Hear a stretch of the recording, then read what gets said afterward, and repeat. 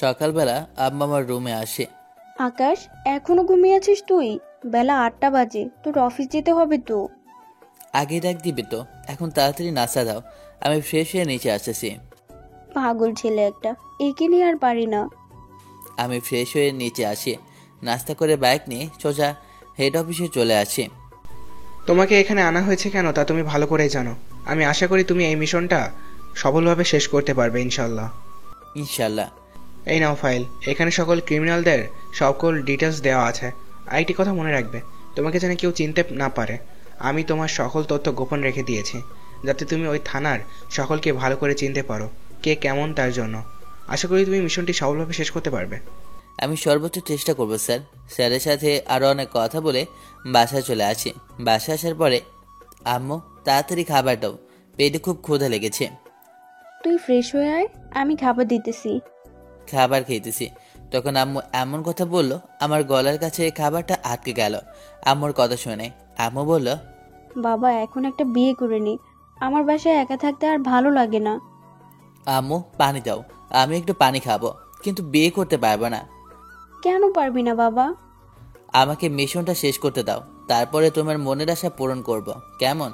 বিকেলবেলা বাইক নিয়ে এই অপরিচিত শহরটাকে একটু ঘুরে দেখার জন্য বাইকটাকে সাইডে রেখে একটি পার্কের ভেতরে সব কিছু ঘুরে দেখতেছি। তখনই হঠাৎ করে কারোর সঙ্গে আমার ধাক্কা লাগে। সরি, আসলে আমি দেখতে পাইনি। It's okay. হুম। আপনি এখানে নতুন নাকি? কেন? আপনার কথাই তাই বোঝা যায়। হুম। আপনার পরিচয় জানতে পারি? আমার কাজ আছে, পরে এক সময় কথা হবে। এই কথা বলে চলে আসলাম ওখান থেকে। আমি চাই না কেউ আমার সম্পর্কে জানুক। সব ছেলেরা আমার সাথে কথা বলার জন্য পাগল, এই ছেলে কিনা আমাকে পাত্তাই দিল না। আমিও দেখে ছাড়বো মিস্টার। আপনারা এতক্ষণ যে মেয়েটির কথা শুনলেন সে হলো কোটিপতি বাবার একমাত্র মেয়ে। তার নাম হলো তৃপ্তি খান। নামকরা ব্যবসায়ী আরিফ খানের মেয়ে হলো তৃপ্তি খান। পার থেকে তৃপ্তি চলে আসতে যাবে, তখন দেখে যে কিছুক্ষণ আগে যে ছেলেটির সাথে তার ধাক্কা লাগে সেই ছেলেটি পার্কের গেটের বাইরে এসে মারামারি করতেছে কিছু ছেলের সাথে। সেটা তো দেখি একদম গুন্ডা, আর এই ছেলে ওদেরকে মারতেছেই বা কেন? তৃপ্তি ভালো করে দেখতে পায় যে ছেলেটি যাদেরকে মারছে তাদের ভিতরে তার ছোট ভাই সাফিনও আছে। তৃপ্তি এমনটা দেখে ওর মাথা গরম হয়ে যায়।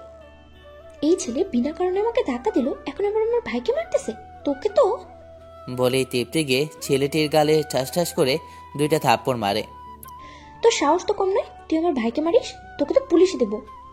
ছেলেটি কিছু বলতে চেয়েছিল কিন্তু তাকে কিছুই বলতে দিল না তৃপ্তি।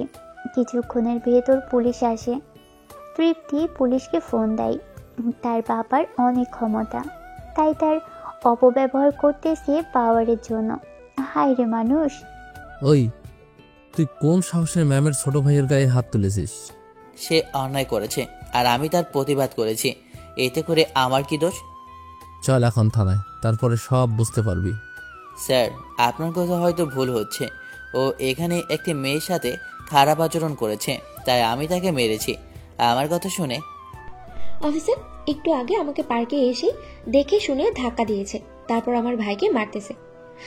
ওকে এমন সাজা দেন যাতে সারা জীবন মনে থাকে। ম্যাম, আপনি চিন্তা করবেন না এই নিয়ে।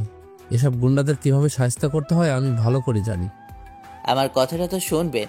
ওই মেয়েটাকে একা পেয়ে ওই ছেলেটা আর আরও কয়েকজন বাজে কথা বলতেছিল, তাই আমি প্রতিবাদ করি। তৃপ্তি কিছুটা দূরে থাকায় মেয়েটাকে ডাক দেয়। মেয়েটা এখানে এগিয়ে আসে। কি হয়েছিল এখানে, সত্যি করে বলো তো? আমি এই দিক দিয়ে বাসায় যাইতেছিলাম, এখানে কয়েকটা ছেলে আমাকে নিয়ে খারাপ মন্তব্য করছিল। ও, আমার ভাইয়ের হয়ে ক্ষমা চাইছি তোমার কাছে, মাফ করে দিও এবারের জন্য। ভাইয়ার কাছে মাপ চান? আপনি শুধু শুধু পুলিশ এনে ওনাকে বিপদে ফেলে দিলেন। তৃপ্তি আমার কাছে ক্ষমা চাইতে আমার দিকে ঘুরতে দেখে আমি বাইক স্টার্ট দিয়ে বেরিয়ে গেলাম পার্ক থেকে। আমি ওইখান থেকে কিছু দূর আসার পর আম্মুকে কল দিলাম। আম্মু কল দিয়ে বাজার থেকে সবজি মশলা এসব নিয়ে যেতে বলল, তাই বাজারে গিয়ে ওইসব কিনে নিলাম। একটু পর স্যার কল দিল। স্যার বলুন। তোমার হোয়াটসঅ্যাপে দেখো একটা ম্যাপ দিয়েছি, ওইটা দেখলে বুঝবে এলাকার কোথায় কি আছে। ঠিক আছে স্যার, আমি দেখে নেব। যে এলাকায় আছো তুমি ওখানকার কয়েকজন প্রভাবশালী লোকের ডিটেলস দিয়েছি। আমাদের আইডিয়া মতে সকল চোরাকারবারি ও অবৈধ মালামালের ব্যবসা কেউ একজন করে। ঠিক আছে স্যার। তারপর বাসায় এসে দেখি আম্মু নাই ড্রয়িং রুমে। আম্মুকে ডাকতে ডাকতে আম্মুর রুমে চলে গেলাম। গিয়ে দেখি কোনো জানি মেয়ের সঙ্গে বসে গল্প করতেছে। আম্মুর রুমে না ঢুকে বাইরে থেকে ডাকলাম। আয় ভেতরে। ভেতরে যাব না, বাইরে ঘোরাঘুরি করলাম তো ফ্রেশ হয়ে নিই তারপর। ঠিক আছে, জানিস এটা কে? এখন খুব ক্লান্ত লাগতেছে, ফ্রেশ হয়ে আসি তারপর শুনবো। ফ্রেশ হয়ে এসে খাবার টেবিলে বসে পড়লাম। পাশে মেয়েটা হা করে আমার দিকে তাকিয়ে আছে, তাই আমি শুকনো একটা কাশি দিলাম। মেয়েটা লজ্জা পেয়ে অন্যদিকে তাকিয়ে আছে। এটা হলো বাড়িওয়ালার বড় মেয়ে, ঢাকায় লেখাপড়া করে ছুটিতে বাড়িতে এসেছে। আন্টি আমি আসি, বাবা খুঁজতেছে মনে হয়, আর বলেও আসেনি। চলে গেল। দেখ কি সুন্দর মেয়েটা, কত মিষ্টি করে কথা বলে, আর জানিস অনেক লেখাপড়া করেছে। হঠাৎ করে অন্য মেয়ের এত প্রশংসা করতেছে কেন বুঝলাম না। তোর জন্য আমার এই মেয়েটাকে খুব পছন্দ হয়েছে। আম্মু, তোমাকে আমি বলেছি আমার এই কাজটা কমপ্লিট হোক, তারপর দেখা যাবে এই বিষয়। পরের দিন বের হলাম। এই এলাকার মূল কয়েকটা জায়গায় যাওয়া হয়নি। ঘুরে বের হইতে যাব ওই জায়গা থেকে কোথা থেকে যেন 6-7টা ছেলে দৌড়ে এসে আমার পা জড়িয়ে ধরে। আমি চিনতে না পেরে ওদের ধরে দাঁড় করালাম। দাঁড় করাতেই চিনে গেলাম। শাকিল, কেমন আছিস তুই? বেশি ভালো না ভাই। তুমি কোথায় হারিয়ে গেলে 2 বছর আগে? সারা ঢাকা শহর খুঁজে শেষ করেছে, কিন্তু তোমাকে পাওয়া যায়নি কোথাও। সবাই ভেবেছে কেউ হয়তো মেরে দিয়েছে তোমাকে, কিন্তু আমি তো জানি বড় বড় গ্যাংস্টারের ঘাম ছুটে যায় তোমার কথা শুনলে। সেই তোমাকে মারবে এমন কলিজা কার আছে? বাবা কেমন আছেন? সবসময় বাবার সাথে থাকবি তুই, বুঝেছিস? কি বলবো ভাই, স্যার অনেক ভেঙে পড়েছিল তোমাকে কোথাও না পেয়ে। তিনি এখনো বিশ্বাস করে তুমি আসবে ফিরে। ও, শুনে খুশি হলাম বাবা ভালো আছে এখন। তোমাকে পেয়েছি এটার খবর শুনলে কত যে খুশি হবে বলে বোঝানো যাবে না। দেখবে অল্প সময়ের মধ্যে পাগলের মতো ছুটে আসবে এখানে। আমি এখনই কল দিয়ে জানিয়ে দিতেছি। না শাকিল, কল দিস না। কেন ভাই? বাবা শুনলে কতটা খুশি হবে বুঝতেছো না বিষয়টা? আমি যা যা বলতেছি তুই ভালো করে শুনে রাখ। আমি এখানে আছি, কাউকে বলবি না। এটা যেন শুধু তুই ছাড়া কেউ জানে না। সময় হলে তোকে সব খুলে বলবো। তখন শাকিল বলল, কিন্তু সময় হলে তোকে সব বলবো, এখন বল তুই এখানে কেন? এখানে স্যার একটা কোম্পানি তৈরি করতে কাজ শুরু করবে, তো এখানকার বড় বিজনেসম্যানের ছেলে পেলে নাকি চাঁদা দাবি করতেছে, তাই আমাদের এখানে আসা। ও, বেশি ঝামেলা হলে আমাকে জানিয়ে দেবে। এ নে আমার নম্বর। এইসব ছোট ব্যাপারে তোমাকে লাগবে না ভাই, আমি ম্যানেজ করতে পারবো। সাইকেলের ওইখান থেকে বাড়ির দিকে আসতেছি বাইক নিয়ে। দেখলাম একটা বৃদ্ধা ভিক্ষে করতেছে। তার বয়স এতটাই যে হয়েছে তিনি হাঁটতেই পারতেছে না। আমি বাইক স্টার্ট অফ করে তাকে ডাকলাম, আপনার ছেলে নাই? আছে বাবা। তাহলে আপনি এই বয়সে এভাবে ভিক্ষা করতেছেন কেন? বিয়ের পর ছেলে বউকে নিয়ে আলাদা থেকে খায়। আমি তো এই বয়সে কাজ করতে পারি না, তাই ভিক্ষা ছাড়া পাইই না। এই নেন টাকা, 1000 টাকা। আপনি এখন সোজা আপনার বাসায় চলে যাবেন, আর আপনার বাসার ঠিকানাটা দিয়ে যান। কালকে আপনার বাসায় যাব আমি আপনার ছেলের সঙ্গে দেখা করতে। আনন্দে কান্না করে ফেলেছি। আমার ছেলেকে আবার পুলিশে ধরে বা মেরো না, কিন্তু হাজার হলো আমার ছেলে, সে ক্ষুধার সালায় সহ্য করতে পারবো, কিন্তু ওর কষ্ট আমি সহ্য করতে পারবো না। আপনি বাসায় যান, কিছুই করব না আপনার ছেলেকে। এদিকে তৃপ্তি দোকান থেকে কসমেটিক্স কিনে গাড়িতে উঠবে, তখন আকাশকে দেখে রাস্তার পাশে দাঁড়িয়ে থাকতে সেদিনের না বলা সরি বলার জন্য এগিয়ে যায়। কাছে যেতেই বিদ্যার সাথে কথা বলা সকল কথা শুনতে পায়। সেটা তো আসলেই অনেক ভালো। প্রথমে ভেবেছিলাম ভালো হওয়ার নাটক করছে, এখন দেখছি আসলেই ছেলেটা ভালো। মনটা কত পরিষ্কার। তৃপ্তি এসব ভাবছে। ততক্ষণে আকাশ বাইক স্টার্ট দিয়ে চলে গেছে অনেকটা দূরে। ইস, এসব ভাবতে ভাবতেই চলে গেল। এদিকে আমি বাসায় এসে ফ্রেশ হয়ে কিছু কাজ করলাম, তারপর ঘুমিয়ে গেলাম। পরের দিন সকালে উঠে বেরিয়ে পড়লাম। তখন মনে পড়লো কালকে বৃদ্ধা একটা ঠিকানা দিয়েছিল। ঠিকানা অনুযায়ী চলে গেলাম ওইখানে। কেউ আছেন বাসায়? দরজার সামনে দাঁড়িয়ে একটা ছেলে দরজা খুলে দিল। কে আপনি? এটা ওই বৃদ্ধ মহিলার বাসা, তাই তো? হুম, আর আমি ওনার ছেলে। ছেলেটাকে সাইডে নিয়ে এসে আপনার মতো একটা ছেলে থাকতে তাকে ভিক্ষা করতে হয়, এর চাইতে লজ্জাজনক কি আছে আর? আমাদের পারিবারিক ব্যাপার নিয়ে কথা বলার আপনি কে? আমি পুলিশের আইডি কার্ড বের করে দেখালাম। আর যদি দেখি তোমার মা ভিক্ষা করে বা তোমার বউ অত্যাচার করে, তাহলে বেশি সময় নেব না আমি। কথাটা যেন মাথায় থাকে। সরি স্যার, আর এমন হবে না। আরে, নিজের জন্মদাতা মাকে কষ্ট দিতে তোমার খরিচা একটাবারও কাঁপেনি? বইয়ের কথায় এসব করছো, একবারও না ভেবে। তোমার মতো ছেলে যেন কোনো বাবা মায়ের না হয়। ছেলে চুপ করে শুনতেছে আর কান্না করতেছে। যাও, বাসায় যাও। আর তোমার মা বাসায় আসলে প্রথমেই ক্ষমা চেয়ে নেবে। জি স্যার। এদিকে তৃপ্তি কালকে আকাশের আর বৃদ্ধার সব কথা শোনার পর আজকে বৃদ্ধার ঠিকানায় চলে এসেছে। আমি বের হতে যাব বাইক নিয়ে, তখন কেউ এসে বাইকের চাবিটা খুলে নিল। আমি তাকিয়ে দেখি তৃপ্তি নামের মেয়েটা। মিস্টার, কোথায় যান? আপনার সাথে আমার কথা আছে। জি বলেন, কি বলবেন? এখানে না, কোনো একটা পার্কে যান, তারপর বলবো। বাইকে উঠে বসে, পার্কে যেতে পারবো না, আপনি এখানেই বলেন। এখানে না, তাহলে ওই সামনে দাঁড়ান গিয়ে। আমি বাইক নিয়ে সামনে গিয়ে দাঁড়ালাম। আপনার নাম কি? আকাশ। সুন্দর। আপনি এখানে থাকেন কোথায়? সেটা কি জানা খুব জরুরি? জরুরি, তবে সেটা আমার কাছে বলেন। ঠিকানা বললাম। এবার আমি আসি বলে চলে আসতে যাব। আপনার ফোন নাম্বারটা যদি বলতেন। ফোন নম্বর নিয়ে লাভ নাই, আমি ফোন খুব কম ইউজ করি, কাজে ব্যস্ত থাকতে হয়, তাই মুখ ফসকে বলে ফেলেছি। কি কাজ করেন আপনি? তেমন কিছু না, বাসায় কিছু কাজ থাকে, ওই সবই। আমার ব্যাপারে এত কিছু জেনে নিতেছেন কেন? এমনি। আমাকে একটু বাসায় নামিয়ে দিয়ে আসবেন যদি ফ্রি থাকেন। ঠিক আছে, ওঠুন। তৃপ্তিকে বাসায় নামিয়ে দিয়ে এসে বাসায় দুপুরে খাবার খেলাম। তখন কল আসলো আমার ফোনে। মাদকদ্রব্য পাচার করে নিয়ে আসতেছে একটা দল। আমি দেরি না করে কিছু কনস্টেবল নিয়ে ধরে ফেলি। তুই জানিস না কার লোকদের আটক করলি? তাড়াতাড়ি ছেড়ে দে আমাদের, নয়তো জীবন নিয়ে ফিরতে পারবি না। আমিও তো সেটাই জানতে চেয়েছি, কার লোক তোরা? সেটা কেউ বলবে না তোকে। সবগুলোকে ধরে থানায় আটকে রাখো, যতক্ষণ পর্যন্ত না নাম বলবে ততক্ষণ পর্যন্ত টর্চার বন্ধ করবে না। অফিসার, ভুল করতেছিস তুই, এর জন্য পরে সমস্যায় পড়ে যাবি। সবাইকে থানায় নিয়ে যাওয়া হয় আর জব্দকৃত মালামালও নিয়ে যাওয়া হয়। এখানে প্রায় কোটি টাকার কাছাকাছি টাকার মাল আছে। এর কয়েক সপ্তাহ ইনভেস্টিগেশন চালিয়ে অনেক তথ্য হাতে পাই। তাছাড়া সাইকেল দিয়েছে বিভিন্ন তথ্য। সাইকেলের সাথে দেখা করার পর বাসায় ঢুকে দেখি আম্মু নাই।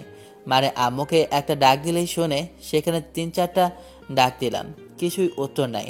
রান্না করে দেখি আম্মু আর একটা মেয়ে রান্না করছে। পেছন থেকে দেখে বোঝা যাইতেছে না কে মেয়েটা। আমি বিয়ে করতেছি না দেখে কি আম্মু মেয়েটাকে বাসায় এনে রেখেছে আজকাল? নিজে নিজে বললাম। কখন আসলি আকাশ? সে কতক্ষণ থেকে ডাকতেছি, কোনো সারা শব্দ নেই। কে মেয়েটা? এই কথা বলতেই মেয়েটা পেছনে তাকালো। সেটা দেখে তো আমি অনেক বড় একটা অবাক হলাম। আপনি এখানে কি করেন? দেখলেন আন্টি কেমন করতেছে? আম্মুর দিকে তাকিয়ে। এইখানে যে তোর একটা মিষ্টি বান্ধবী আছে, আগে তো বলিস নাই। আমার বান্ধবী? তোমার মাথা ঠিক আছে আম্মু? আমি স্কুল লাইফে বা কলেজ লাইফে কোনো বান্ধবী ছিল না, এটা তুমি ভালো করে জানো। আপনার সামনে অস্বীকার করতেছে আন্টি। এই মেয়ে, সমস্যা কি আপনার? প্রথমে ভালো ভেবেছিলাম। তুই তো রুমে যা, বেশি কথা না বলে। আমি আমার রুমে চলে আসলাম। এভাবে প্রায় প্রায় দেখি তৃপ্তি আমাদের বাসায় আসে। হঠাৎ তৃপ্তির কথা মনে পড়ল। মেয়েটা দেখতে অসম্ভব সুন্দরী, আচার ব্যবহারও ভালোই, শুধু আমার সাথে কেমন যেন করে। তাছাড়া সবার সাথে কি সুন্দর করে কথা বলে। তৃপ্তিকে দেখতে দেখতে কখন যে ভালোবেসে ফেলেছি নিজেই চায় না। ভাবতেছি মনের কথা বলে দেব। একদিন বিকেলে ওদের বাড়ির সামনে দাঁড়িয়ে আছি। তৃপ্তি প্রতিদিন এই সময় বাসা থেকে বের হয়। একটু পর মহারানী চলে আসলো। আপনি এখানে? এই দিক দিয়ে যাইতেছিলাম, তোমাকে দেখে দাঁড়ালাম। আমাকে আপনি থেকে একদম তুমি করে বলতেছেন? তুমি যদি বলতে মানা করো আর বলবো না। আরে রেগে যাইতেছেন কেন? রাখবো কেন? আমাকে ওই দিকে যেতে হবে, তুমিও তো ওই দিকে যাবে তাই না? চলেন। কোনো কথা না বলে তৃপ্তিকে সোজা পার্কে নিয়ে আসলাম। এখানে নিয়ে আসলেন কেন? কথা আছে তোমার সাথে। কি কথা বলেন? ভেতরে ভেতরে অনেক খুশি হয়ে, মনে অজান্তেই তোমাকে ভালোবেসে ফেলেছি। আমাকে কি ভালোবাসবে তুমি? কিনলেন এগুলো? একটু ভাব ধরে, কিন্তু খুশি হয়ে। আমার বয়ফ্রেন্ড আছে, তাই আপনার ভালোবাসা আমার গ্রহণ করা হলো না। কি? ঠিক আছে, শেয়ার করার। মন খারাপ করে দূরে থাকা বাইকের দিকে যাইতেছি, চলে যাব তাই একটু যাওয়ার পরে কে যেন পেছন থেকে জড়িয়ে ধরলো। হাত দেখে বুঝলাম এটা তৃপ্তি। কি হলো? ছাড়ো, কাজ আছে আমার। ভালোবাসি তো আমিও আপনাকে। আমার সামনে এসে ভেব থাকতে এ কথা বলতে তোমার লজ্জা করে না? আমার কোনো বয়ফ্রেন্ড নেই, আপনাকে এমনি বলেছি। এমনি মানে? বলার আগে আমাকে জড়িয়ে ধরলো। কিছুক্ষণ পর পার্কে আরো মানুষ আসে। ছাড়ো। না, ছাড়বো না, এভাবেই সারাক্ষণ ধরে রাখবো। তার মানে কি আমি ধরে নিব তুমি রাজি? যদিও জানি সেই প্রথমের দিক থেকেই আপনাকে পছন্দ। আপনার কাছ থেকে শোনার জন্য এত অপেক্ষা করলাম। তারপর তৃপ্তিকে ওদের বাসায় নামিয়ে দিয়ে আমি চলে আসলাম, কিছু কাজ আছে ওটা করার জন্য। এভাবে কয়েকটা মাস চলে গেল। তৃপ্তি এখন আমাকে ছাড়া কিছুই বোঝে না। আকাশ, তোমাকে যে কয়জনের লিস্ট দিয়েছিলাম ওদের সবাইকে অ্যারেস্ট করার সময় এসেছে। স্যার, আপনি যে লিস্ট দিয়েছেন ওরা শুধুমাত্র সাধারণ, এদের লিডার আছে একজন। কে লিডার? স্যার, এখনো বের করতে পারেনি, তবে 2-1 দিনের মধ্যে প্রমাণসহ আমার হাতে আসবে। ঠিক আছে, রাখছি এখন। এদিকে ডিআইজি কল দিল। আরিফ, কয়টা দিন সাবধানে থাকিস, আর তোর বিরুদ্ধে প্রমাণ যেন কেউ না পায়, খেয়াল রাখিস। আর তাছাড়া তুই তো আছিস, চিন্তা কি আমার। ঠিক আছে, রাখছি। কিছু বুঝলেন না তো? পুলিশের ডিআইজি আর বিখ্যাত ব্যবসায়ী আরিফ খান দুজন বন্ধু। এদিকে আমি শাকিলকে কয়েকটা কাজ করতে দিয়েছিলাম। কাজ দিয়েছিলাম, করেছিস তো নাকি? একটা বাকি আছে, কালকের মধ্যেই হয়ে যাবে। ঠিক আছে, কালকে তোদের ওইখানে আসবো বিকালে। ঠিক আছে। শাকিলের সাথে কথা বলে কল কেটে দিতেই তৃপ্তি এসে হাজির আমার কাছে। কি ব্যাপার, এই সময় তুমি এখানে? দেখতে মন চাইতেছিল, কল দিলাম, ব্যস্ত দেখায় তাই চলে আসলাম। বসো এখানে, পাশে জায়গা দিয়ে। চলেন তো এক জায়গায় যাব। আমাকে আপনি থেকে তুমিতে না বললে যাবই না। বলবো, এখন চলো। তারপরও তৃপ্তিকে নিয়ে বের হলাম। কিছু দূর যাওয়ার পর, এই এখানে দাঁড়াও দাঁড়াও। এখানে কেন? ঝালমুড়ি খাবো। আমি দাঁড়িয়ে আছি আর তৃপ্তি ঝালমুড়ি খাইতেছে রাস্তার পাশে থাকা ঝালমুড়ির দোকান থেকে। তৃপ্তি খাওয়ার জন্য আমাকে অনেক জোর করলো, কিন্তু আমি খেলাম না। এর জন্য মন খারাপ করে খাইতেছে। হ্যাঁ করেছি, খাবো, দাও এখন। এখন আমি দেবো না। তাহলে ঝালমুড়ির দোকান থেকে নিয়ে একাই খাই। হ্যাঁ করো। আমাকে খাইয়ে দিল তৃপ্তি। আমিও বাধ্য ছেলের মতো খেয়ে নিলাম। এখন দেখলাম মেয়েটা অনেক খুশি হয়েছে। তৃপ্তির দিকে তাকিয়ে আছি আর ভাবতেছি মেয়েটা কত বড়লোক বাবার মেয়ে হয়েও একটু অহংকার নেই। তখন মনে পড়লো তৃপ্তির বাবাকে তো কখনো দেখা হলো না। তৃপ্তি, তোমার বাবাকে তো দেখালে না কখনো? এখন বাবা কাজে একটু ব্যস্ত মনে হইতেছে, যখন ফ্রি থাকবে তখন তোমাকে নিয়ে যাবো তার কাছে, আর পরিচয় করিয়ে দেবো। পরের দিন বাসায় বসে আছি, তখন আম্মু আসলো কাছে। আমি কিছুদিন তোর মামার বাড়িতে থেকে ওই দিক দিয়ে আমাদের বাড়িতে যাব, তুই ছুটি পেলেই চলে আসবি। যে কয়দিন এখানে আছে তুমিও থাকো, এখানে কাজ শেষ করে আমিও ওই দিকে যাব, আর তুমি বাসায়। তোর মামা খুব অসুস্থ, যেতে হবে, নয়তো খারাপ হবে ব্যাপারটা। ঠিক আছে। আর তৃপ্তি মেয়েটাকে কষ্ট দিস না, অনেক লক্ষ্মী একটা মেয়ে। বিকেলে আম্মুকে টেনে উঠিয়ে দিয়ে বাসায় এসে যাব, তখন শাকিল আসলো। শাকিল, এইভাবে তুই এখানে কেন? আপনার সব তথ্য জোগাড় করেছি, আর আমার পেছনে কিছু লোক ধাওয়া করেছিল। শুধু আপনি বলছেন মারপিট বা গুলি না চালাতে, নয়তো এতক্ষণে সবগুলোর লাশ পড়ে যেত। তুই কনফার্ম ওই তথ্যগুলো সত্যি? নিজে সব করেছি সংগ্রহ। শাকিলকে পাঠিয়ে দিয়ে ডিআইজি স্যারকে কল দিলাম। স্যার যেটা বললো সেটা শোনার জন্য মোটেও প্রস্তুত ছিলাম না। কার সম্পর্কে এই কথা তুলছো তুমি জানো? তোমার চাকরি নিয়ে টানাটানি পড়ে যাবে। স্যার, অপরাধীকে ধরা আমার কাজ, আমি তো অ্যারেস্ট করবই। তুমি কিন্তু তোমার সীমা অতিক্রম করতেছো। এতদিন কষ্ট করে এই মিশন নিয়ে কাজ করলাম, এখন বলতেছেন এনাকে ধরা যাবে না। কল কেটে দিয়ে স্টেশন থেকে বাসায় যাইতেছি। রাস্তায় কিছু লোক আমার বাইকটা দাঁড় করায়। ভালো করে দেখে চিনতে পারি এদের কিছুদিন আগে মাদকদ্রব্য বিক্রি ও পাচারের জন্য থানায় পাঠানো হয়েছিল। বাইক আটকালি কেন? আমাদের থানায় পাঠানো? আরে থানায় মাত্র 1 ঘন্টা ছিলাম, বস আমাদের ছাড়িয়ে এনেছে। এবার যদি তোদের বসকে ধরে থানায় রেখে দেয় তাহলে নিশ্চয়ই তোরা ছাড়াতে পারবি না। দেখা হবে তাহলে থানায়, বলে চলে আসলাম। থানায় এসে রেডি হয়ে গ্রেপ্তার করার জন্য বের হব, তখন থানায় ডিআইজি স্যার এসে হাজির। কোথায় বের হতেছো? স্যার, আমি আমার ডিউটি পালন করতে বের হইতেছি। এই যে তোমার। একটা পেপার ধরিয়ে দিল। আমি পেপারটা নিয়ে পড়তে লাগলাম। তাতে বুঝলাম আমাকে চাকরি থেকে বরখাস্ত করা হয়েছে। বাহ, আইনের লোকে কি সৎ সিদ্ধান্ত। আমি অপরাধীকে ধরতে যাব, তাই আমাকে বরখাস্ত করা হয়েছে। সিনিয়র স্যারের কথা অবাধ্য হয়ে কাজ করলে এরকমই হবে। ভেবেছিলাম নিজেকে পরিবর্তন করে দেশের সেবায় নিয়োজিত হব, সেটা আর হলো না। আপনাকে ভেবেছিলাম সৎ মানুষ হিসেবে, কিন্তু আপনি এতটা সৎ জানা ছিল না।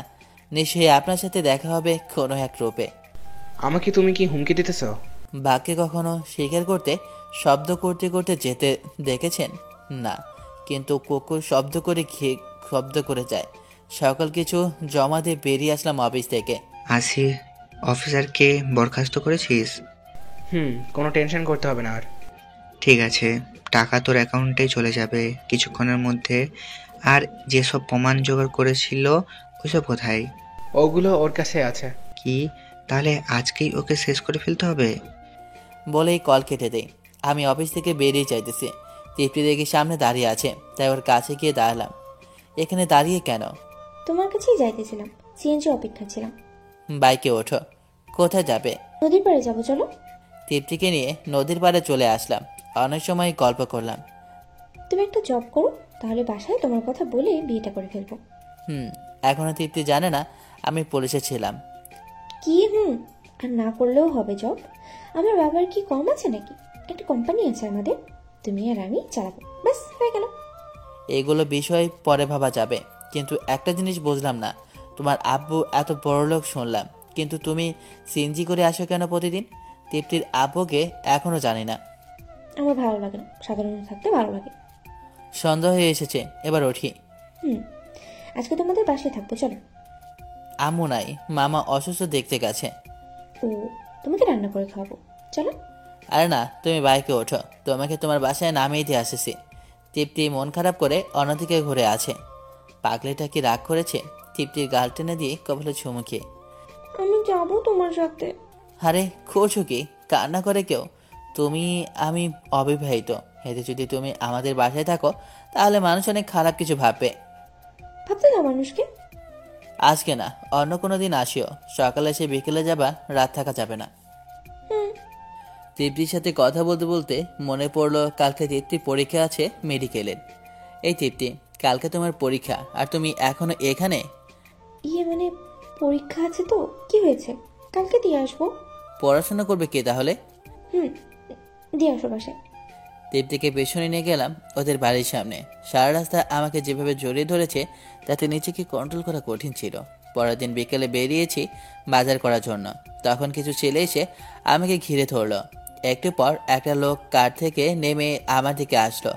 কাছে আসতে চিনতে বাকি রইল না, এটা আরিফ খান। আমার যেসব প্রমাণ তোর কাছে আছে সেগুলো দে।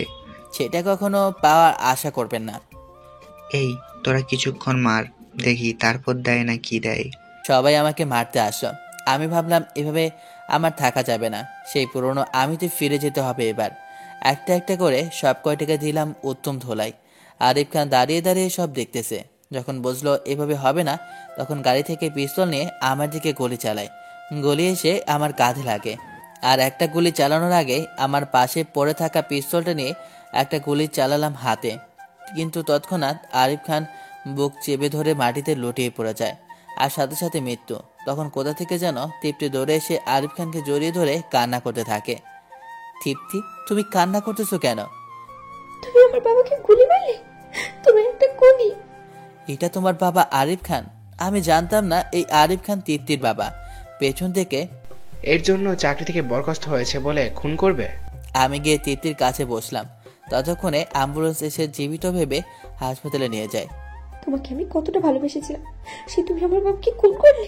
তৃপ্তি, আমি সম্পূর্ণ বিষয়টা খুলে বলতেছি। কোনো খুনির কথা আমি শুনতে চাই না, আর কখনো ভুলেও ভাববে না খুনির সাথে আমার কোনো সম্পর্ক থাকবে। তৃপ্তি এইসব কথা বলে চলে গেল। আমি ওইখানে দাঁড়িয়ে আছি।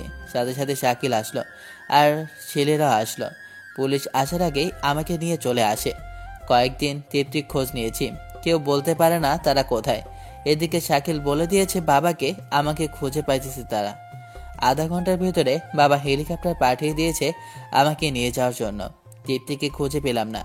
এই শহরে থেকে কি হবে, তাই আমিও চলে গেলাম হেলিকপ্টারে করে। 5 বছর পর বল, এখানে কে পাঠিয়েছিল তোমাকে? খুঁজে বের কর। আমার কাছে জানতে চাইতেছিস কেন? মার খেয়ে প্রায় অজ্ঞান হওয়ার মতো অবস্থা, পিস্তল বের করে দিলাম মাথায় গুলি করে। বস, একে গুলি করে মেরে দিলেন? তাহলে জানতে পারবো কিভাবে কে পাঠিয়েছিল একে? এত মার খাওয়ার পরেও যখন ও বলেনি, তখন ওকে মেরে ফেললেও বলবে না। লাস্টার এখান থেকে সরিয়ে নিয়ে যাও। বেরিয়ে আসলাম রুম থেকে। আপনারা কিছু বুঝতেছেন না তো, তাই না? গল্পের সাথেই থাকুন, জানতে পারবেন।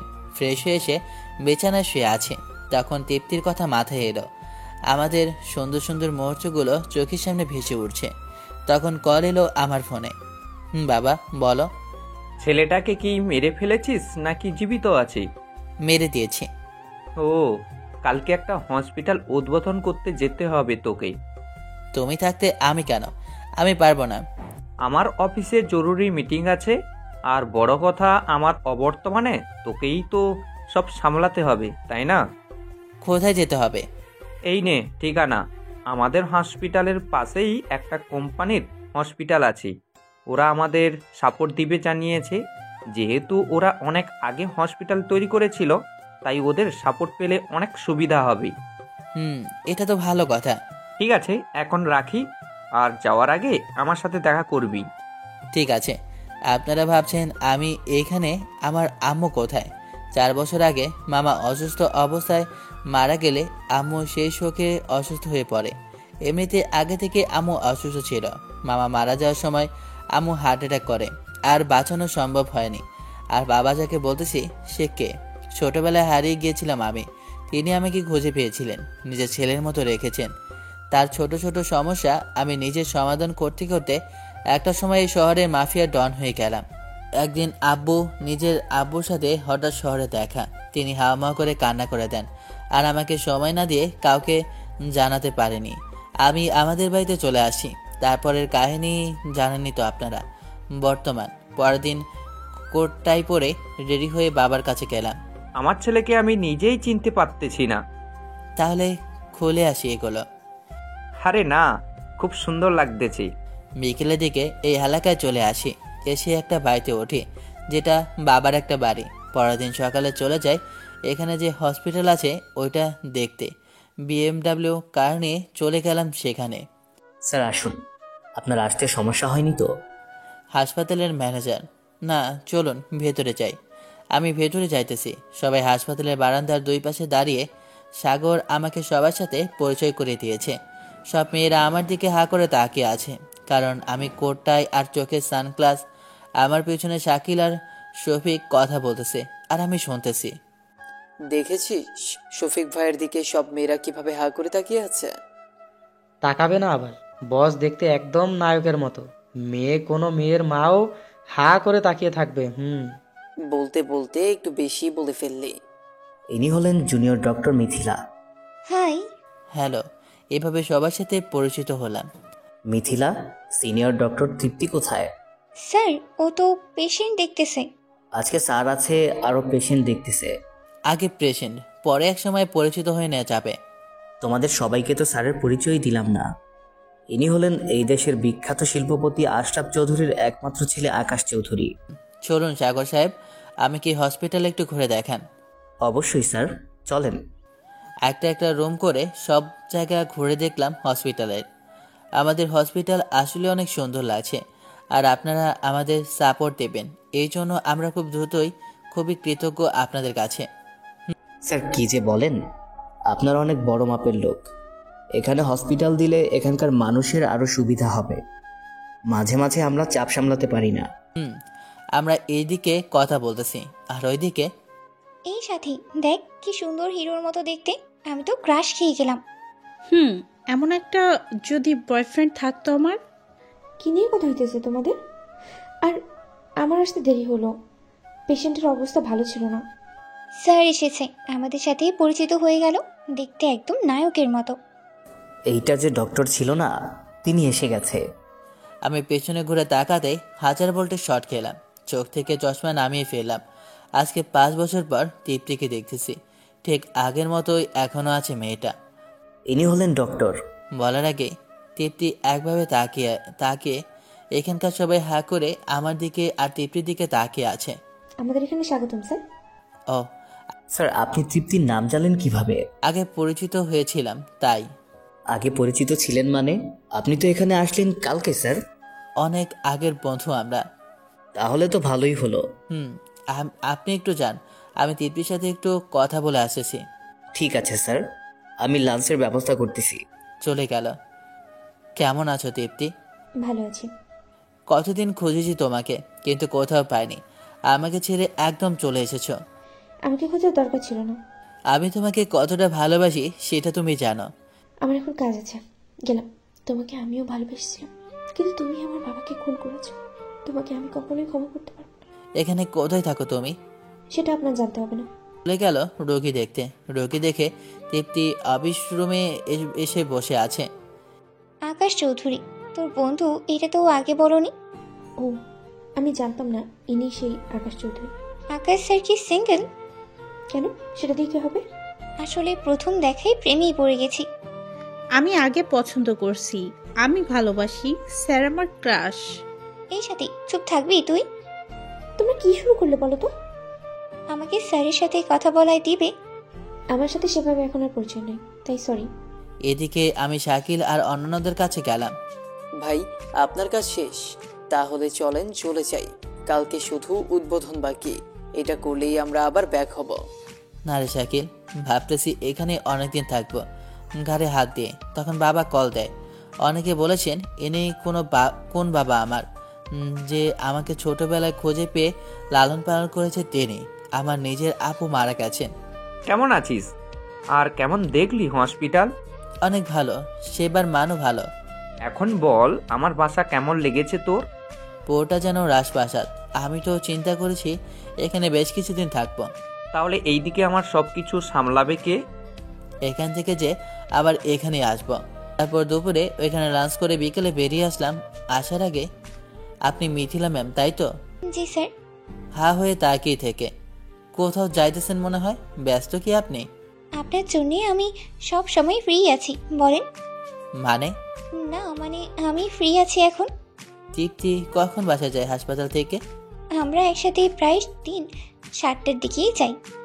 ও ধন্যবাদ। আসেন স্যার, একসাথে বসে কফি খাই। আসলে এখন কফি খেতে মন চাইছে না, অন্য সময় খাবো। যাওয়ার আগে মিথিলার সাথে হাত মিলিয়ে চলে আসলাম। আমি চলে আসার পরেও মিথিলা ওইখানে একভাবে আমার চলে যাওয়ার দিকে তাকিয়ে আছে, আবার তার হাতের দিকে তাকিয়ে আছে। একটু পর তৃপ্তি যাইতেছিল অন্য রোগী দেখতে। এভাবে হাত উঠিয়ে কি দেখতেছ? ব্যথা পাইছো নাকি? না আগে স্যার, আমার হাতের সাথে হাত মিলিয়েছে, তাই বারবার হাত দেখতেছি। আমার হাত কত লাকি। তোমার মাথাটা গেছে একদম। যাও তোমার কেবিনে যাও তাড়াতাড়ি। যাইতেছি। সন্ধ্যার সময় আমি গাড়ি নিয়ে চলে আসি হাসপাতালের সামনে। একটু ওয়েট করতে দেখি মিথিলা আর তৃপ্তি বেরিয়ে আসলো। আমি গাড়ি থেকে নেমে দাঁড়ালাম। স্যার আপনি এখানে এই সময়? এদিকে একটু কাজ ছিল, তাই এদিক দিয়ে যাইতেছিলাম। তোমরা কি বাসায় যাইতেছিলে?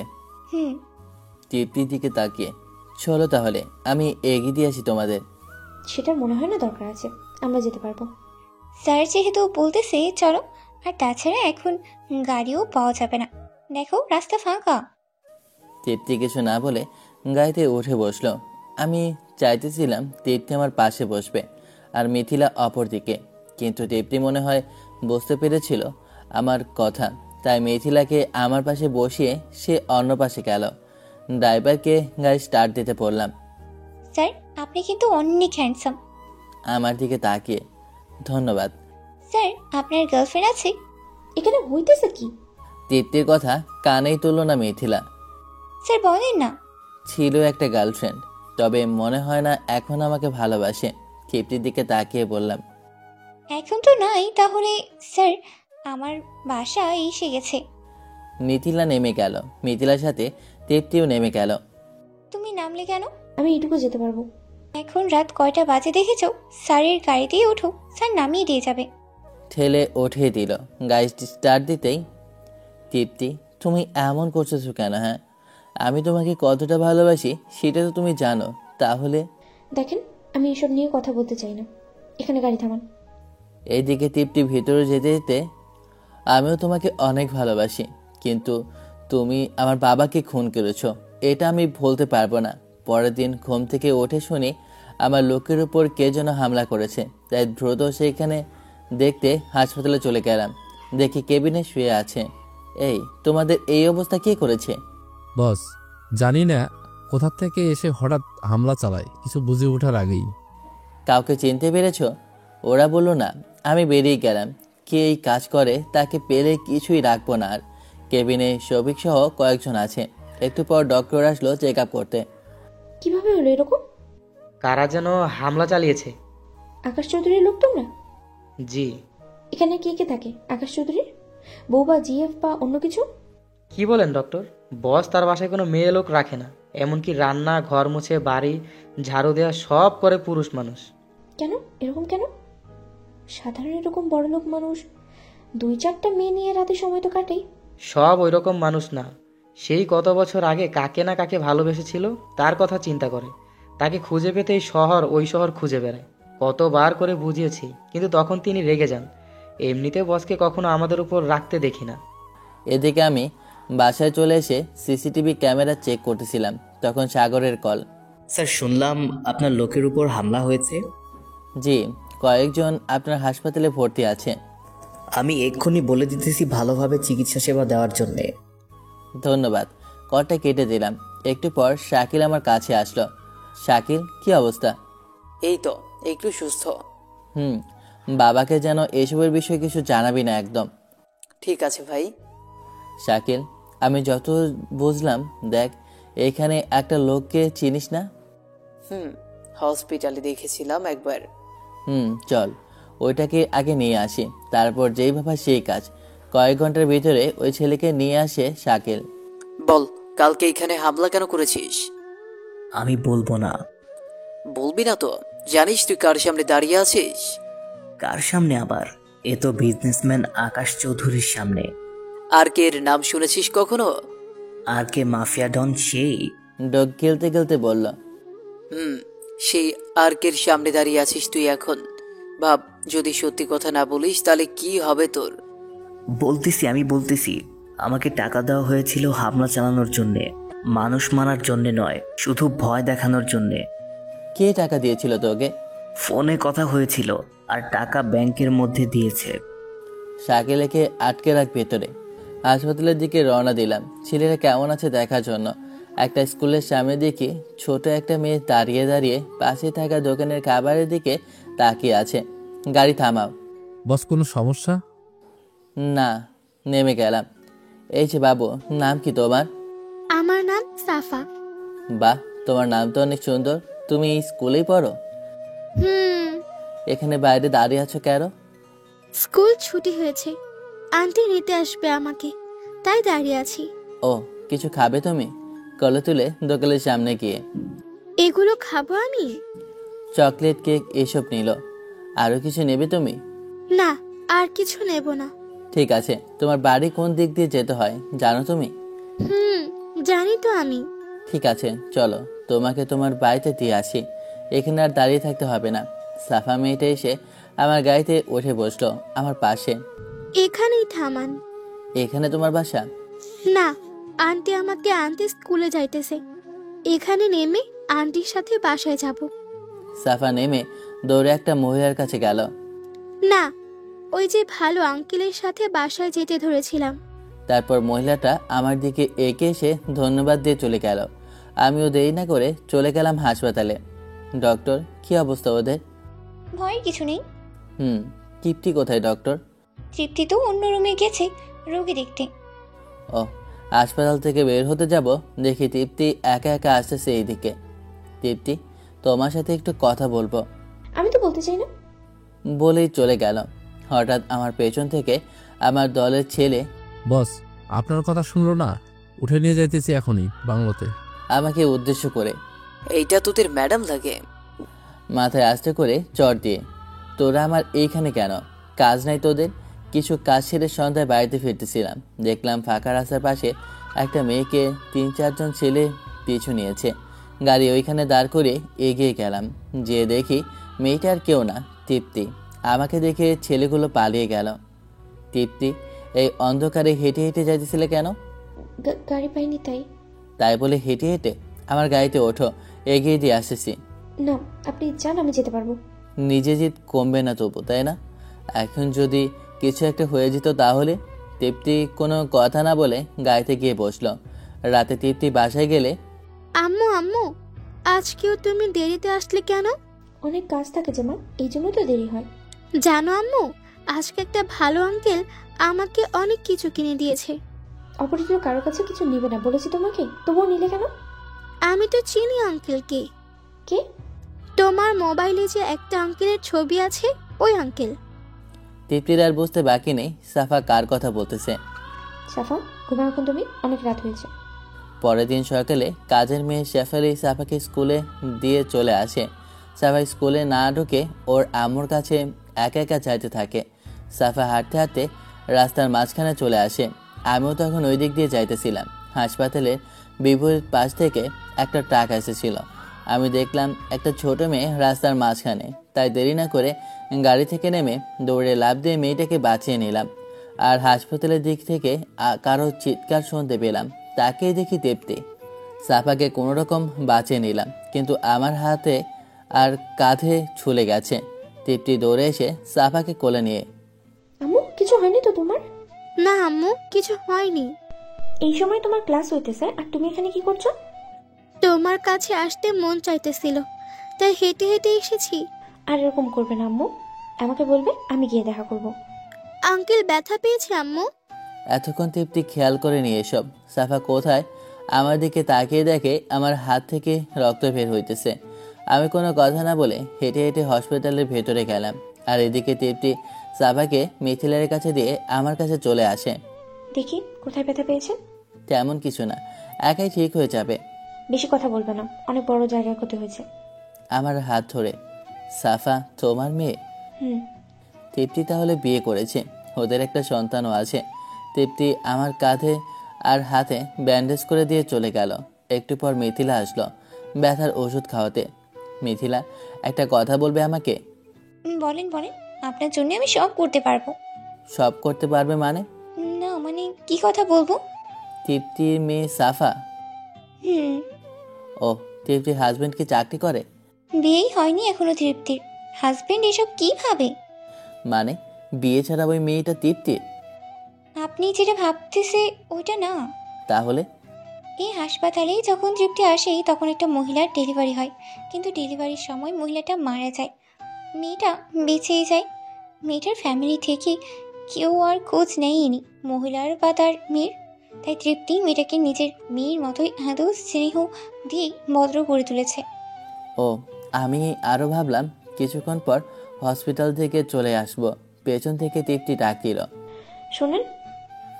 বলো। ধন্যবাদ আমার মেয়েকে বাঁচানোর জন্য। আমি আর কিছু না বলে বাসায় আসলাম।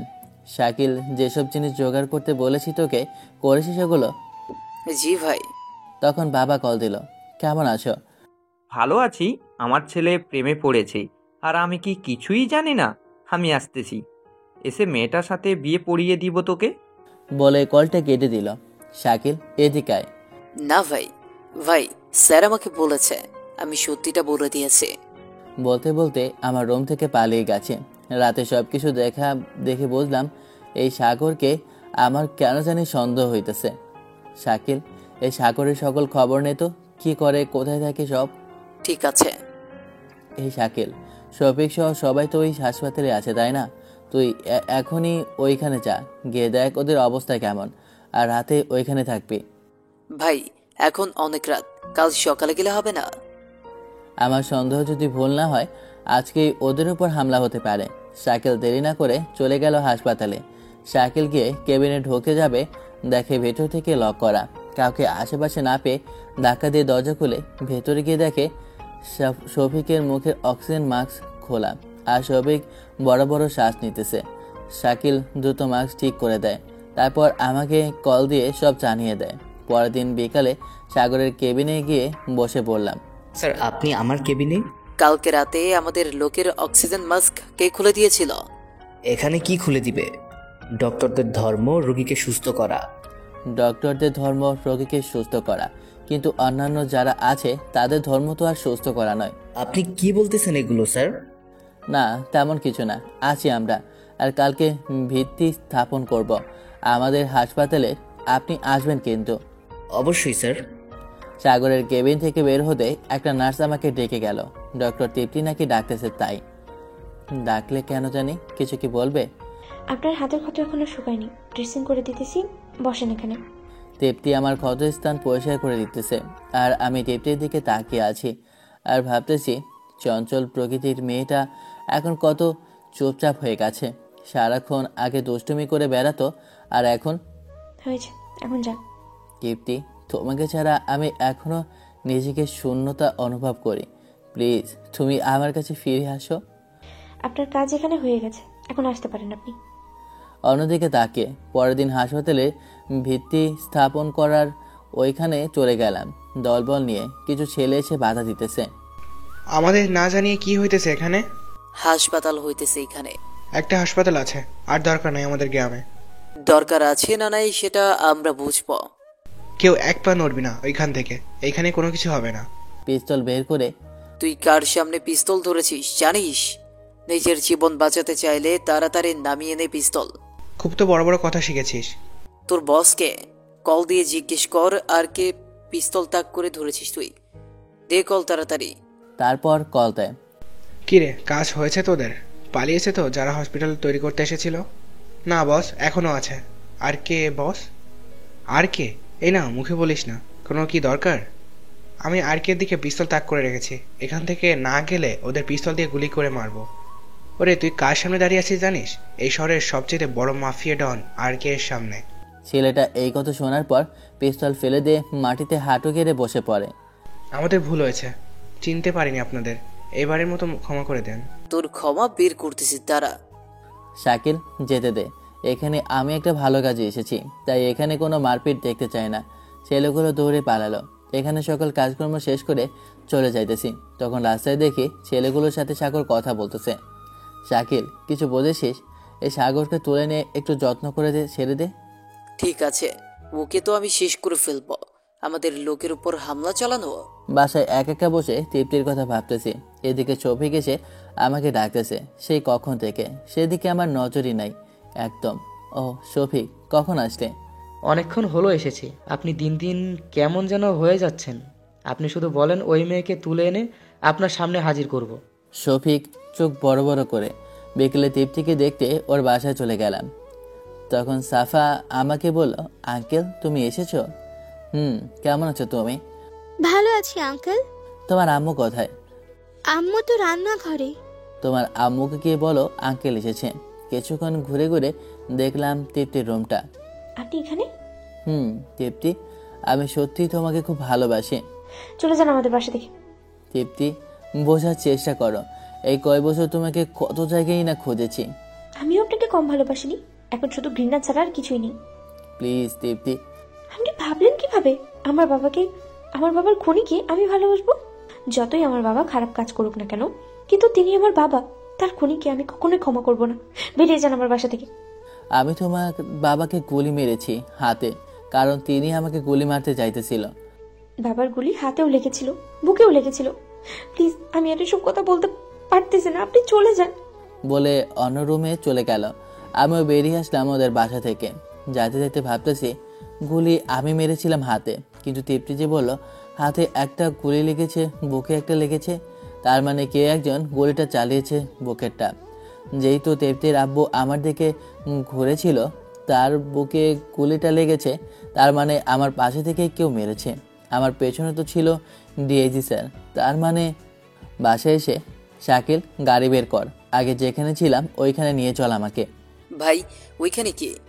যেতে বলেছি চল, এত কথা বলবি না। কয়েক ঘন্টা ভেতরেই চলে আসলাম। এসে সোজা থানার ভেতরে যে কলা ধরে টেনে বাইরে বের করলাম। তোমার এত বড় সাহস, আমার কলা ধরে আছো?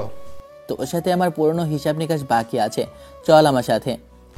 তুমি কাকে ধরেছো? পুরনো হিসাব নিকাশ মানে? তোমার কর্মের জন্য তোমাকে চাকরি থেকে বরখাস্ত করা হয়েছে। এই এসপি, সবগুলোকে জেলে ঢুকিয়ে রাখো। ভালোভাবে বেঁচে থাকার জন্য পুলিশের চাকরি নিয়েছিলাম, সৎভাবে থাকার জন্য, কিন্তু তোদের মতো অফিসারদের জন্য থাকা হলো না। কি দেখতেছো? ঢুকাও সবগুলোকে জেলে। এই ডিআইজি আরকের নাম শুনেছিস কখনো? হ্যাঁ, মাফিয়া আর কে। চোখে দেখেছিস কখনো তাকে?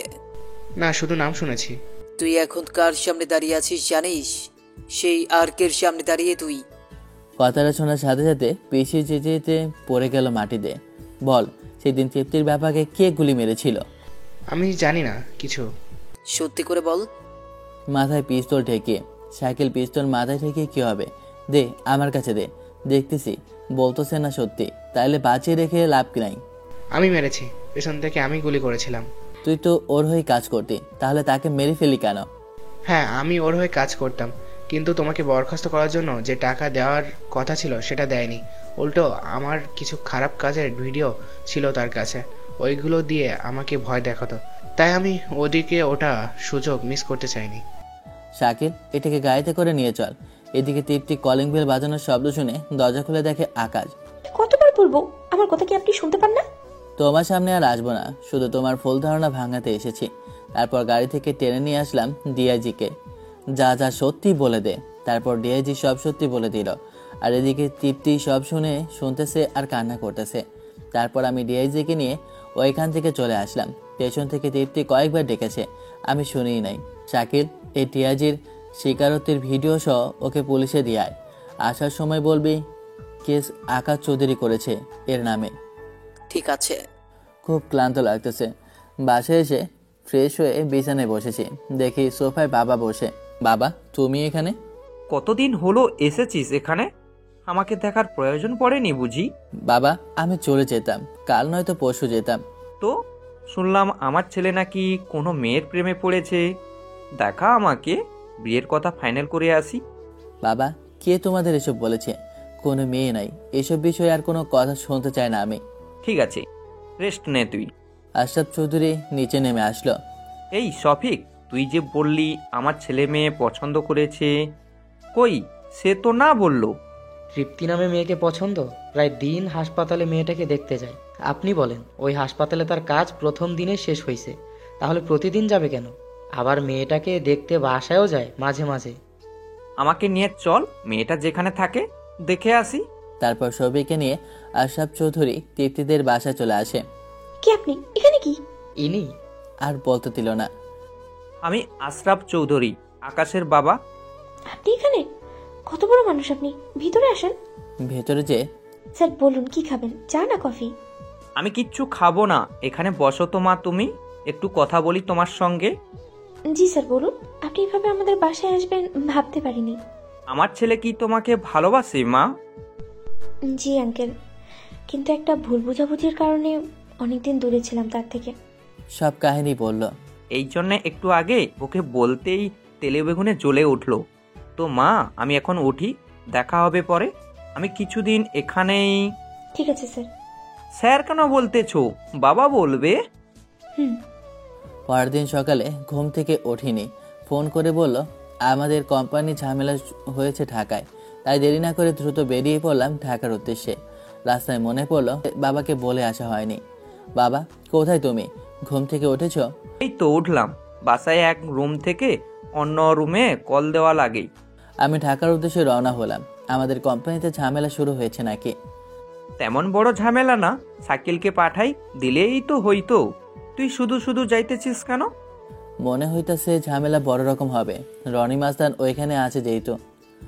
ঠিক আছে, সাবধানে থাকবি কিন্তু। আমিও যাইতেছি বিকালের দিকে। কল কেটে দিয়ে দ্রুত ঢাকা এসে পড়লাম সোজা আমাদের কোম্পানিতে। এসে দেখি কোম্পানির সবাই ভেতরে, আর এরা বাইরে থেকে তালা মেরে দিয়ে ঘেটে বসে আছে। এই রনি, এখানে ঝামেলা করতেছিস কেন? কে রে তুই, আর আমার নাম জানলি কিভাবে? তোর নাম আবার আমি জানবো না? যাই হোক, গেটের তালাটা খুলে দে। তুই কোন জমিদার আসলি রে, তোর কথাই খুলে দিব? দেখ রনি, আমি ঝামেলা পছন্দ করতেছি না এখন, ভালোই ভালোই চলে যা। কে রে তুই, নাম কি তোর? ভালো নাম শুনবে নাকি খারাপ নাম?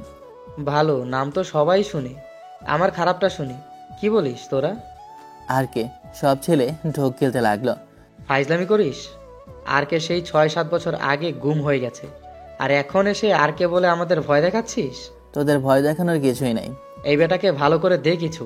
ছেলেগুলো আমাকে মারতে আসলো, 3-4টা ছেলেকে দিলাম মার। এই থাম তোরা, এইটাই আর কে? কি বলেন এগুলো? আমাদের ভুল হয়েছে। আপনি এতদিন পর কোথা থেকে আসলেন? আমাকে উদ্দেশ্য করে। আমার ফেস দেখেও কি চিনতে পারিসনি? এতটাই ফেস চেঞ্জ হয়েছে? অনেক দিন দেখি নাই তাই। যা এখন এখান থেকে তাড়াতাড়ি। তারপর ওরা সবাই চলে গেল।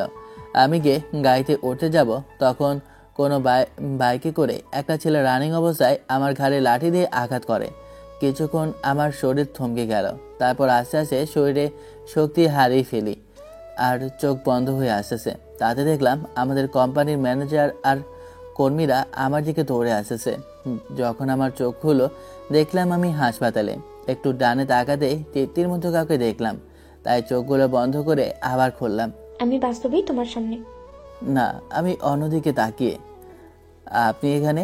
আপনার সামনে আসতে চাইনি, তবু এরা কেন যে আপনার হাসপাতালে আমাকে নিয়ে আসলো?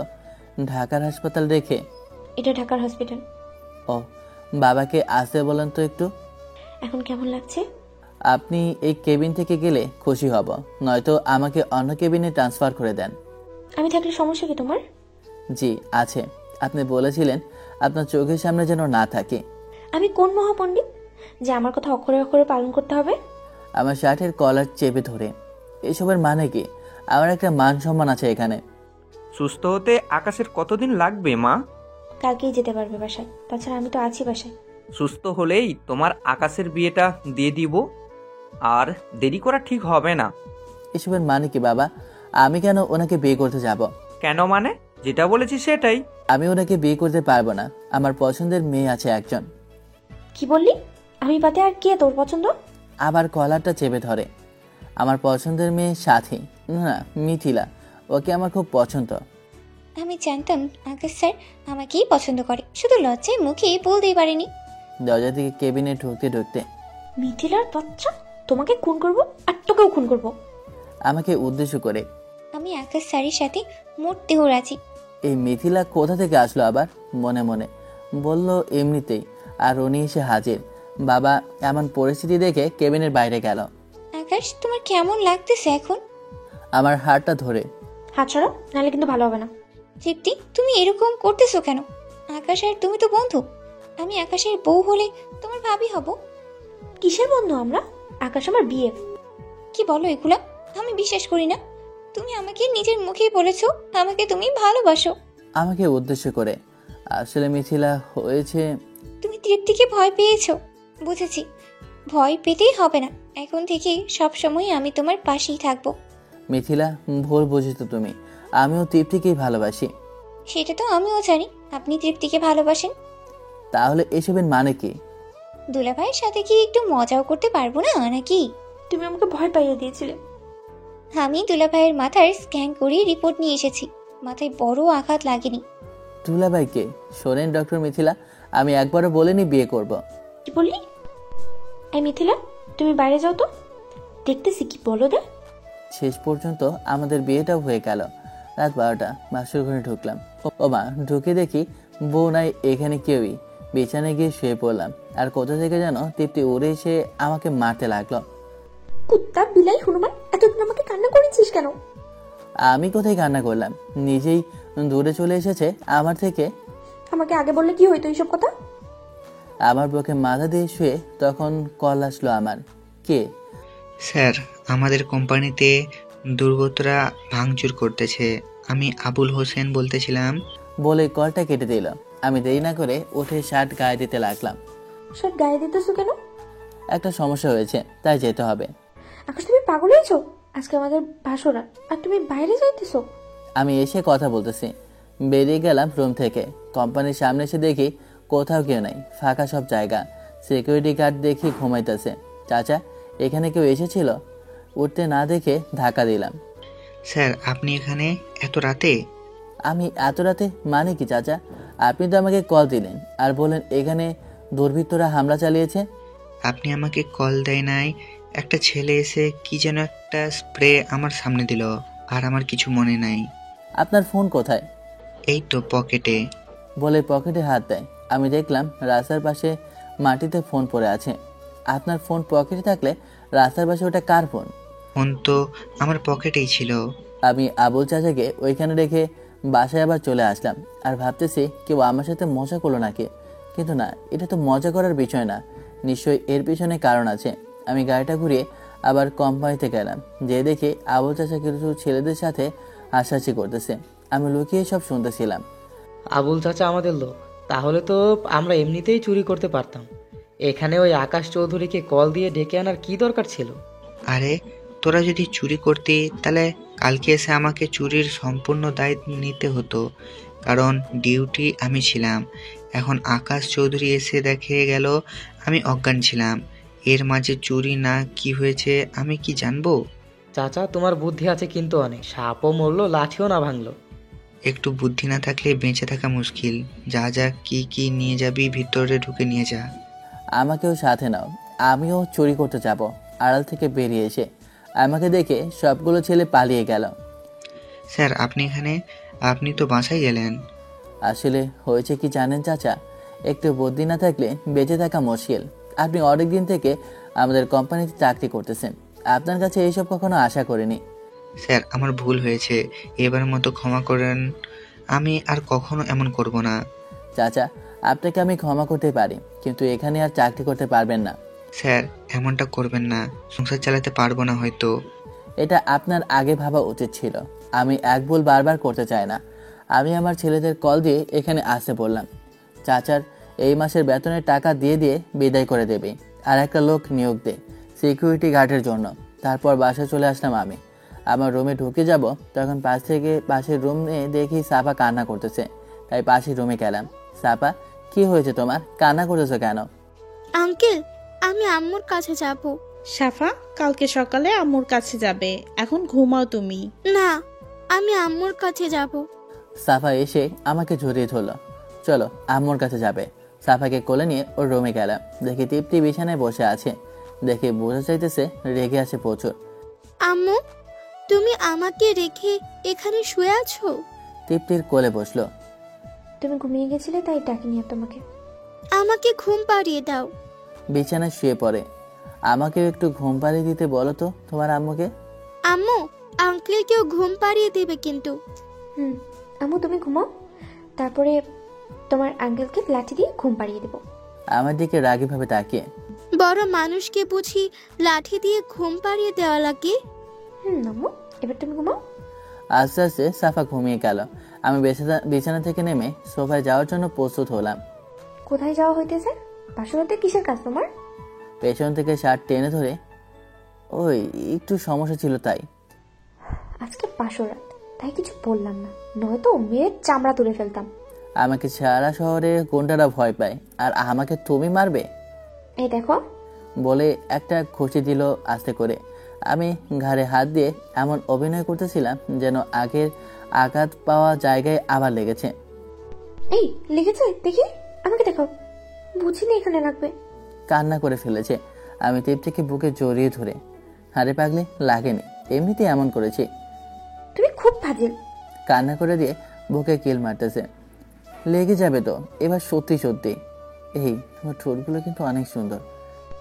আমাকে কিস করার ধান্দা সব বুঝি তো আমি। তাহলে আর জোরে ধরে দুজনের ঠোঁট এক করে দিলাম, বাকিটা না হয় ইতিহাসই থাক।